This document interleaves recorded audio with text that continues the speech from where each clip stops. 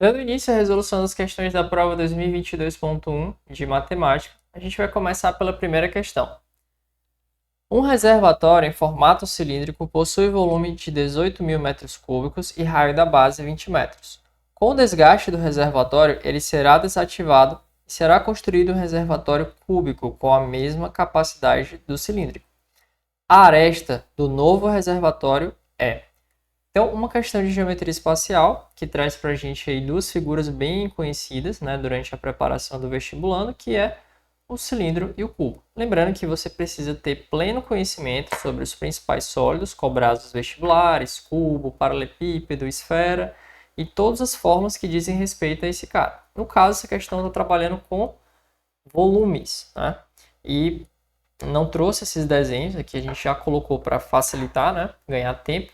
Mas você tem que deixar essas informações aí bem guardadinhas para que no vestibular você não se aperreie, né? Você já tem que estar, falou de cilindro, você já tem que lembrar, opa, dessa figura aqui, falou de cubo, já lembra dessa, e automaticamente você já lembra das equações associadas a todos esses sólidos. Ah, o volume, área lateral, área superficial, enfim.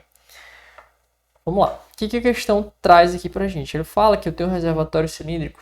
E esse reservatório cilíndrico, por desgaste, vai ser substituído por um reservatório cúbico, certo?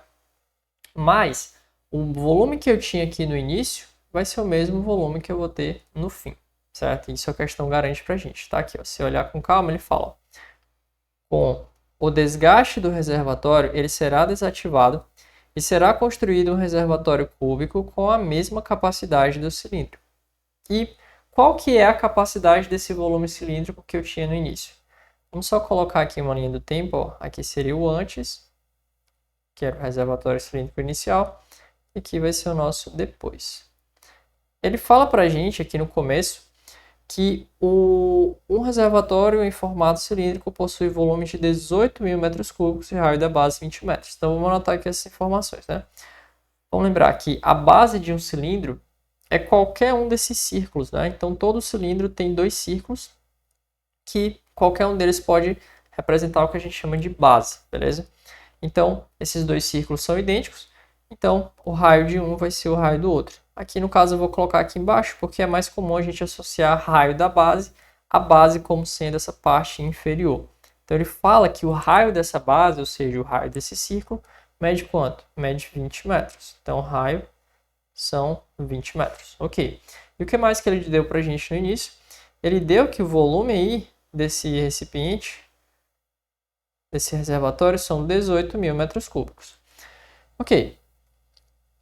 Eu vou substituir esse cilindro pelo cúbico, né? O reservatório cilíndrico pelo reservatório cúbico. E eu preciso lembrar que para calcular o volume de um cubo, eu preciso da medida da aresta, né? Então, onde é que está a aresta? Lembre-se que a aresta nada mais é do que a distância, essa medida aqui do lado, né? Se eu pegar aqui, vamos lembrar que um cubo, o que é um cubo? Um cubo são 6 faces quadradas. Então, aqui, ó, eu tenho um quadrado aqui na frente, mais outro quadrado aqui em cima, outro quadrado nessa lateral direita, enfim, são 6 faces quadradas. Então, todas as arestas do nosso cubo são iguais. Então, o comprimento aqui dessa aresta mede A, aqui também vai ser A, e aqui também vai ser A. E aí eu vou lembrar que o volume do cubo é a medida da aresta elevado a 3. E aí a gente volta, né, porque o enunciado está propondo, com a mesma capacidade do cilindro. Então, eu vou pegar esse volume que eu tinha no cilindro, vai ser o mesmo volume que eu vou ter no cubo. Então, eu vou ter que igualar o volume do cilindro igual ao volume do cubo, ou seja, 18.000 vai ter que ser igual ao A elevado a 3. Ou seja, o nosso A elevado a 3 igual a 18.000. Portanto, o A vai ser, se o nosso A, a nossa aresta, que é o que a gente quer saber, está elevado a 3, então a aresta é igual a raiz cúbica de 18.000. Aí agora, o que você vai fazer? parte para fatoração, né? Então eu vou precisar fatorar esse 18.000 aqui para ver como é que, após a fatoração, a gente vai tirar a raiz cúbica disso. Então vamos lá partir para a fatoração. Basicamente, vamos lá, começar aqui, ó, 18.000. 18.000 é um número par, dá para dividir por 2. Então, 18.000 por 2 vai ficar 9.000. 9.000 é par, dá para dividir por 2. 4.500 dividido por 2, 2.250 dividido por 2, 1.125. Opa, cheguei aqui. Todo número que é terminado em 5, a tua cabeça já te chama para dividir por 5, né? Mas calma, vê se esse cara não é divisível por 3 logo. Então, quando eu somo 1 mais 1 mais 2 mais 5, isso aqui dá 9. E 9 é divisível por 3. Então, é importante que você lembre dessa regra de divisibilidade. Os números que são divisíveis por 3, a soma dos algarismos também é divisível por 3. Então, quando eu somei os algarismos do número 1125, a soma desses algarismos dá 9. 9 é divisível por 3, portanto, 1125 é divisível por 3. Então, a gente vai dividir agora por 3. E quando você divide por 3, isso aqui vai ficar 375. Vamos lá. 3 mais 7, 10. 10 mais 5, 15. 15 é divisível por 3. Então aqui vai ficar 3. Depois, 125. Quando você tenta dividir por 3, não dá, né? Então agora sim a gente vai dividir por 5. Vai ficar 25. 25 por 5 fica 5. 5 dividido por 5 vai ficar 1. Ou seja, o número 18.000, quando ele está fatorado, como é que ele fica? Ele fica 2 aparece 4 vezes, ou seja, 2 elevado a 4. O 3 aparece 2 vezes, 3 elevado a 2.